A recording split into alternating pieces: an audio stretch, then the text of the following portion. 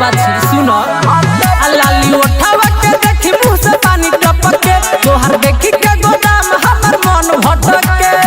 आ तोरा नदिया में अपन जोरन हम धदी जोरन हम धदी धाना धाना लेली है भलपन सौआ के गोदी आउ ना हो तोरा दुनु में कोदी लेली है भलपन सौआ के गोदी आउ ना छौरी तोरा दुनु में कोदी आउ ना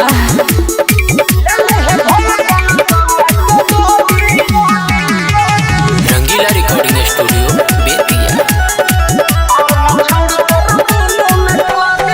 देखी के तोर हई गदरल जवानी हो खत्ता दिल में बेचैनी रे मारता जंप तोर दुनु गोबारा ऐसा ना माल कहीं पैनी रे आउ ना सज्जो देखी के तोर हई गदरल जवानी हो खत्ता दिल में बेचैनी रे मारता जंप तोर दुनु गोबारा ऐसा ना माल कहीं पैनी रे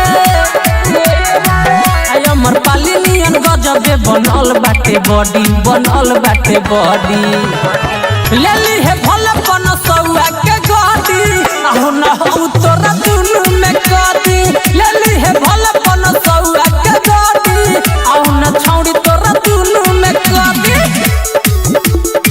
लेली है भलपन सौआ के गोदी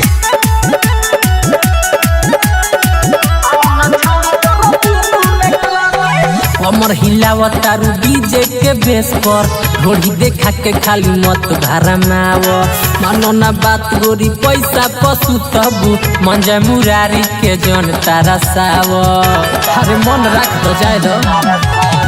हमर हिलावतारू डीजे के बेस पर ढोड़ी देखा के खाली मत भरमाव मानो ना बात गोरी पैसा पशु तबू संग धर्म के जन तारा साव रंजा रंगीला खेला दी कबड्डी लेली है भलपन सौआ के गोदी आउ न हो तोरा दुनु में कोदी लेली है भलपन सौआ के गोदी आउ न छौरी तोरा दुनु में कोदी रंगीला रिकॉर्डिंग स्टूडियो बेतिया।